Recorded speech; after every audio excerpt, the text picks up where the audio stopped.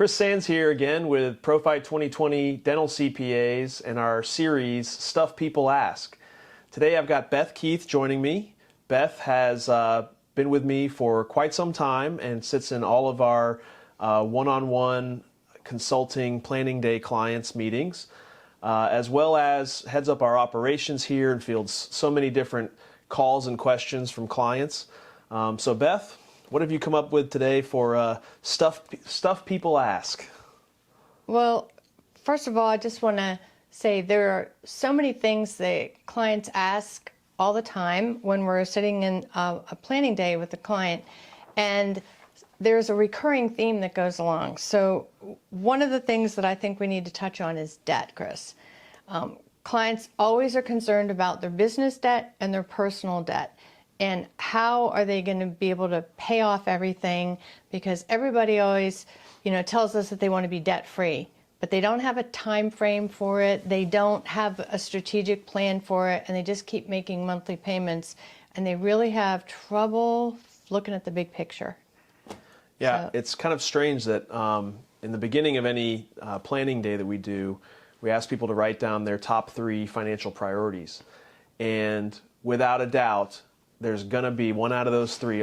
Typically, number 1 will say, I want to be debt-free. Mm-hmm. And what do we usually say as our reaction? We'll see how bad you really want it. We'll see how bad you really want it. I think one of the most liberating things is when people are able to visualize their 0 point. Like, when will a debt be gone? And I think that all too often we sign up for things and we forget what we signed up for. We forget the terms. And all we remember is you got to make that payment every month. Yep. And to know the term on a loan and when it's going to end, or when those lenders say it's going to end, is important, number 1. But then to get to know a loan amortization calculator. That should be your best friend, and learn how they work. Mapping out how that term plays out and changing it by adding extra payments. And that's an entire exercise to go through all of your cash flows to figure out if you can pay extra on one loan, how much can you pay, and then decide which ones to target first. And I think people all too often make the mistake of choosing just the one with the highest interest rate. Mm-hmm. I think what's most important is people need some sort of win, and they need some positive momentum, and to be able to pay a small loan balance off in full and free up a whole payment is like your first reward. Right. And the website that they should go on, anybody can go on to bankrate.com. That's the website we refer everybody to. And they have all kinds of different calculators on there, but the amortization one is the one that we really want everybody to get familiar with, because then that helps you see what your monthly payment is, and then there's a little box on there and it'll say additional payments. And if you make an additional payment, then you can see the impact on paying down your loan. And what 2 things should they look at to see that impact? They're going to look at the original interest that they're going to pay. So the scheduled interest. Scheduled interest. Almost nobody knows that. Like, there's actually a total number that you're scheduled to pay in interest. Right. And then you're going to see the savings by the additional payments. Then you're going to see how much time you've shortened. So the payoff date. The payoff date. Yeah, so the scheduled interest and the payoff date, if you look at those 2 numbers and you play around with, making an extra $500, $2,000 payment on that loan, what that impact will be, right. And you actually visually map out when the payoff date was, when it can be, you'd be amazed to find how quickly you can actually pay debt off. We have a lot of doctors that are really surprised that just by conscientiously making an additional payment or adding to their payment, how much quicker their loan will be paid off, and then they can take that money and roll it to another debt. So it's a real big snowball effect, and we really try to make it step by step as easy as possible. And remember that every dollar used to pay down debt is a dollar used to build your net worth. Oftentimes people will come to us and they've got some money that they could swap out to pay off a debt in full. And I tell them, well, by swapping this cash or this investment and paying off this debt in full, your net worth doesn't go up right away because you're just swapping an asset and a liability. Net worth stays the same. But the very next month, when that payment is freed up and repurposed either to another debt or to another savings, net worth immediately begins to go up. So get to know loan amortization calculator, get familiar and create your own debt clock, your own debt schedule of when you're going to be debt free and in which phases and which order you should go through.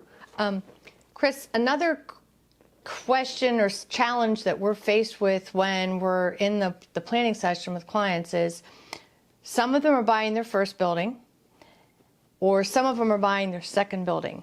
And in either case, buying a building is a very stressful process for a doctor because they're trying to run their existing practice if they're in a rental, situation, and they know that their lease is up and they've got a certain amount of time to get this new purchase completed. And there's a lot of financial requirements. And I think sometimes a lot of doctors are naive about everything they need regarding getting a loan for a big piece of real estate.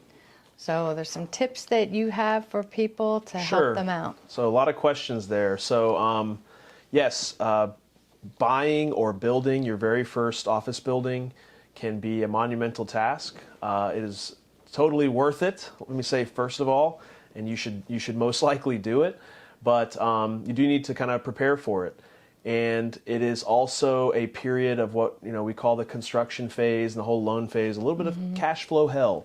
So you do want to make sure that you meet with your advisors to know kind of what your cash flow is and what a payment on a loan would look like. So one of the earlier questions we went over was around the debt. Going back and running an example of a loan on a loan amortization calculator at an estimated interest rate and changing a few of the lengths of the terms and seeing what that payment would be is to give yourself an idea. Roughly, the rule of thumb we use is for every $1 million that you finance, it's about a $7,000 a month payment. So, if you're doing a $2 million project, roughly $14,000 a month. Some of the other things that you need to consider when getting bank ready. So, question number one on the real estate. Will you occupy at least 51% of the building? Every lender is going to ask you this. If you do not occupy at least 51% of the building, then it's just considered an investment property. Right. And commercial lending rules typically require 30% down payment. So the best type of real estate that the banks want to be involved in is owner-occupied commercial real estate. Assuming you are going to be in at least 51% of the space, then there's sometimes a 20% ask for the down payment, but some banks will do it at 15%. If you're really below the 20%, in 90% or more of the cases, you're going to have to go with what's called an SBA loan through the Small Business Administration. And even the SBA loans, and these loans are done through various different lenders. Some of your most well-known branch banks will do SBA loans. Even then, they sometimes require a 10% down payment. And I've just found in dentistry that that's hard to come by. Right. Certainly before COVID, a lot of practices were very, very cash poor. And I hope they learned a lesson from that and they're building that cash up. But that's another big point, is that you want to show that you have good cash health to any lender. If you go SBA, there are some lenders you should research out there. There are some lenders that will do 100% financing. If it's your first building, I kind of like the 100% financing because it's really a cash flow decision. And right. They're going to look at your business, your dental practice cash flows, and determine, if they restructure some things, can you afford that new loan? That's the majority of that financing decision there. And then if it's an existing building that you're buying, there is an appraisal involved. And so that can determine, too, how much you can get financed for construction. Well, and also, a lot of our clients are concerned about new equipment and just outfitting the building and getting all the operatories ready. So there are additional costs that creep in there, and everybody needs to plan that what you think you're going to start at, Right. you have to have a buffer amount set aside. So I think it's important to say that you never put your building with the dental practice. Right. So you create a separate entity, and you've got either the raw land that you purchased, that you might be asking for money to purchase, or you have an existing building structure, and then in both cases you're going to have some construction. Right. And there will be probably several different loans, and at the end, we call them kind of that construction loan, like a bridge loan. At the end, they'll put those loans together, and it'll be one loan for the real estate. What you brought up is important about the equipment, though. Right. The equipment is not owned by the real estate or by the landlord. The equipment is owned by your dental practice. And so that would be listed under your dental entity, and it's a totally separate loan with separate financing rules. So always in your mind, just separate real estate from anything else having to do with dentistry. Right. As we go through and work with different doctors, and we go through the debt and we look at the real estate, then we also get into the situation where the doctors go, well, I'm getting older, I'm going to do this building, but I want to start thinking about my longer term exit strategy. And they're worried because of the enormous cost of the building and paying off the building, and they want to make sure that they own the building fully before they retire. So they're kind of juggling a lot of different balls in the air at the same time, while they're getting excited about whether it's, building 2, expanding, but then they're looking at it and they're like, wait a second, I'm visioning 10 years in my horizon. How am I going to get this all done? And how do I start planning my exit strategy? So that takes us several hours in a planning day. It's a complex question or scenario. So, number one, I think if you're trying to create a timeline of your exit, it is very wise to at least have a minimum 3, if not 5-year glide plane or planned period to that point of sale to get your business ready for sale and to determine what you can pay off before the sale and what you will pay off from the proceeds of the sale. Depending on everyone's unique finances and their numbers, their loan balances, you'd have to run a scenario to determine which one is most advantageous to pay off first. But let me just give you maybe a few facts. Number one, so all debt is paid off with after-tax dollars. Right. Okay? It does not matter if that's your personal debt or the debt in your business. It might be being paid with business pre-tax cash flows, but all debt is paid with after-tax dollars, paid off with after-tax dollars, because you cannot deduct the principal portion. That comes into play in your dental business when you sell your dental business. After you've paid the taxes on the sale, then you pay off any remaining debt. So sometimes we got to look at, based on the balances, what do we have a better chance of paying off first, and which one will be more advantageous at the point of sale. If you have a long horizon, if you're able to pay off the real estate first, if you have already paid off the real estate while you still own the dental practice as the tenant, that is one of the most financially supercharging things you can have done, is to still own the tenant who's paying rent and taking a deduction for rent, but also be the landlord who's receiving that rent, and you got the tax deduction in your business and you received the rent, and it kind of cancels each other out. You almost are able to extract money out of the business tax-free. And people really argue with that. Our accountants argue it when we train them on it. But at the point of sale of your business, your dental business, that's when you lose the deduction from the rent, and now you only have taxable income. The biggest piece of advice I think we give clients is, try to own commercial real estate, try to own your own office building, right, and pay it off. Certainly if you sell the dental practice, hopefully you have the building already paid off, or from the proceeds of the practice, you'll pay the building off. Right. And at the end, you're left with an asset that can potentially continue to appreciate, your office building, that is income producing, and you collect rent on the first of every month, and there's no people headaches, right? You no longer have the employee headaches. You just are receiving a check in your mailbox every month. It's kind of like an annuity payment, and it's contractual, it's compound, and it's guaranteed pretty much by that contract. So it's important. We should also throw in this conversation, it's important to have that lease in place, that triple net lease in place with at least market rate rent per square foot for a dental medical space in your area. And if you have a doctor that's been in a building for a while and he's been charging himself rent, sometimes we find that doctors aren't charging enough rent, like they haven't kept up with the current market rate rent. So I think that's another important thing to point out, that make sure that you're talking to a real estate agent in your local area to find out what the current market rate rent is. Very true, and I think too, if you're not charging the business fair market rate rent, right, you have a false profit, right? That's one of the worst things I see happen is someone has paid off their building and they charge no rent or very little. Right. And any buyer of your dental practice would have to pay rent somewhere.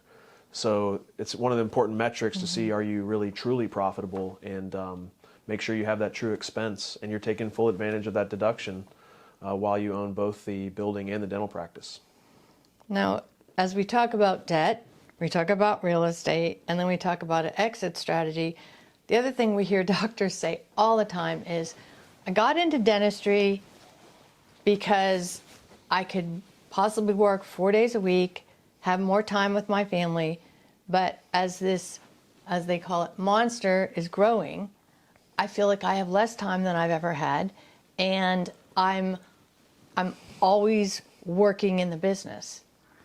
And we kind of have these words that we talk to the doctors. It's time to start looking at things in a little different light. You shouldn't be working so much in the business, but taking at least 1 day a week to work on the business. So true. So I think people go into business for the chance of freedom, some sort of freedom. And if you're not careful, the business can quickly make you its slave. And a lot of doctors spend their entire lives, their entire careers, a slave to the dental chair. And when you ask people what they really want and you look at their answers, it typically does boil down to money and time. And you have to take some of the money that you make and reinvest it back into that business to duplicate yourself, duplicate your team members and your systems, so that you can slowly step away from the chair. So you have to reinvest the money to buy back your time. And I think that people are, I don't know why, people are sometimes hesitant to do that when you and your business are likely the best investment that you have with the greatest return. And wouldn't you want to reinvest into something like that if it was giving you a great return? If something else was giving you such a great return, I think you'd want to invest more. But the thing that a lot of the general public doesn't realize, and I know our doctors, feel and understand this, is dentistry as an occupation is actually very physically taxing. Mm-hmm. So many problems with your neck and your back, your cervical spine, your hands, arthritis. You're hunched over all day long. And so you can't go into a career thinking that when you're young and you're supercharged with energy and you can go get it, you can't think that you'll be able to do that forever. And I think part of that planning of the exit needs to involve many years before that scaling back on time. You buy back your time so that you also have longevity. It's 4 days a week, needs to eventually be 3, and maybe before you sell, you're at 1 or 2 days a week. And by your choice, Right. And that's also the importance of being open early on, once you can afford it, to bringing on an associate, because then that associate allows you more flexibility to be able to, even at the start, as we say, take a half day. If you can't take a whole day, take a half day and spend it working in the business. And at first, when you hire that associate, you have them shadow you. And then after they're done shadowing you and you've kind of let them loose, so to speak, then you take that other half day and you work on the business. And whether that's, with the office manager, whether it's training, it's something to help the business out versus you actually working in it. Yeah, where do you make the most money or get the most return? It's working on the business, not in the business. Correct. A lot of times when we're discussing with doctors, they're very confused because while we ask them to have different bank accounts, and typically 5 to 7, meaning the main account, the payroll account, the labs and supplies, all these different accounts, it always seems to be such a challenge for them to actually figure out the actual dollar amount to put in these accounts. So they'll have some accounts where they just transfer regularly, and then there's other accounts where there's nothing in it, and there's always this confusion.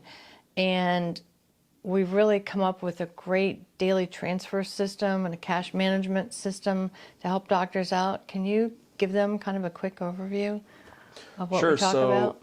So number one, I think it's important to realize that if you desire to grow or if you aspire to be wealthy, that people that are more advanced than you or that are wealthy, they have more complex situations, they've learned how to deal with them by having more than one bank account. Mm-hmm. And I think all too often we think we're keeping things more simple by just having 1 or 2 bank accounts, but really anything of significance in your life or in your business, if it's of significance, probably needs its own bank account with a name on it. And this is really more of a behavioral finance and visualizing. Sometimes those bank accounts are for intended, prepaid expenses like payroll. Sometimes they are for a savings for a purpose. And this concept of moving money into different accounts really revolves around preventing or battling against Parkinson's law. And Parkinson's law states that we will use up any resources that we have available, whether that's time or money. And the way that we like to phrase it is, when it comes to money, expenses will naturally rise to meet incomes, or expenses are naturally attracted to incomes, revenues, to money. So we have to give every dollar a purpose. Mm-hmm. And there are certain key expenses in any business, and certainly in dentistry, that are large monthly expenses that should have their own account. So payroll being one of the largest, your labs and supplies, your marketing, maybe your loan payments and monthly rent. Those are large monthly cash flows. And to be able to then break it up into the frequency in which you receive money. And what's unique in dentistry is you typically receive money, collections, deposits daily. So if the money's coming in daily, the money needs to be repurposed daily. And that's why we call this daily transfers. Mm-hmm. In other business models, in our accounting business model here, we don't receive money daily. We have a different set frequency, and we move money on those frequencies.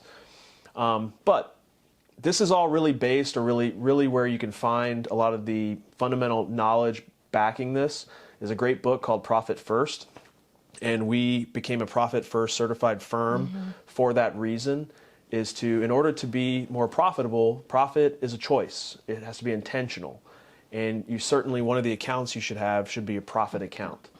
And you have to move money to that account daily. Otherwise, your business can be a cash-eating machine. And we go through this training process, and any new accounting client we have, just to help them organize their expenses and their cash flows. I think your original question, though, asked, how do you calculate it? Right. I think doctors are very, very detail-oriented. You work in millimeters, literally, and you want to get it down to the exact numbers. That's not what this is about. Kind of in behavioral finance is about getting a feel and a flow for this money, and to develop this feel where I could ask you at any point, on average, how much is your payroll every month? And you know relatively what it is. because these numbers will change over time. But using a clean profit and loss statement, Right. you can identify, based on the metrics of dentistry, you can identify some of these key expenses and look at them over a period of time and get a monthly average to start with, Right. and divide it out by the number of days that you're open per month to get a daily amount. And that's something that we're deeply entrenched in all the time. It's like that's the thing we get very nerdy about, because it creates a lot of impact. Right. Well, and the other really important account that we always tell doctors to make sure they have is the infamous tax account. Yeah. Go ahead. Well, I just think that, taxes are something that if they're such a big deal and they're something that cause you a lot of heartache, they need their own account. And, where I think business owners screw up is you know what it's like to receive a paycheck, from working somewhere and having the taxes withheld for you. And all of a sudden, you go into business ownership and you get this like freedom to just transfer dollars directly from your business to your personal. And where's the withholding? Where's the Right. discipline? This typically happens on distributions. Correct. And you have to learn to live by what we call the 40% rule. And that's not an exact number either, right? I mean, Right. taxes go up and down and change, and there's federal and state and all that. But if you withhold at least 40% of every gross dollar that you were going to take out of the business, and you park it in a tax account inside the business, and you only bring 60% home, you'll find that you'll have a lot less stress when it comes to having your tax money saved up. Some doctors get confused of why the money's supposed to be coming home, but the taxes stay in the business. And, we always try to tell doctors, the reason why we want you to keep it in the business is because if it comes home, it has a chance of disappearing That's and right. being spent. And so it's okay that the 40% sits in the business, because you can actually pay your taxes from that account. There's certainly that. I think most people do just spend their tax money by accident when they take it home. But the other thing we've learned is that your accountant is trying to give you estimates and update how much you owe in tax, and then they subtract how much they see that you've sent in. And if you're paying that from a personal account, your accountant can't see that. You have to tell them. And we've had clients make payments from personal accounts or forget to make payments from their personal accounts, and they swore that they did it, and they thought that we were making an error. The best solution to that is have the tax account in the business. The IRS does not care where you send a check in from. They'll take it from anywhere. Send the check out of your business. Ultimately, you owe all your taxing at the personal level, but send the check out of your business to the IRS, and your accountant can see that you've made those tax payments and track that throughout the year. And that usually works out great, because then all parties are connected and informed, which really helps out. Right. So. Right. So thanks for joining in this session of Stuff People Ask. Please feel free to send in any of your questions to info@profi2020.com, and we would love to field those questions on future episodes. Until next time, this is Chris Sands and Beth Keith. Goodbye, everybody. Thank you so much for listening. Stay profitable.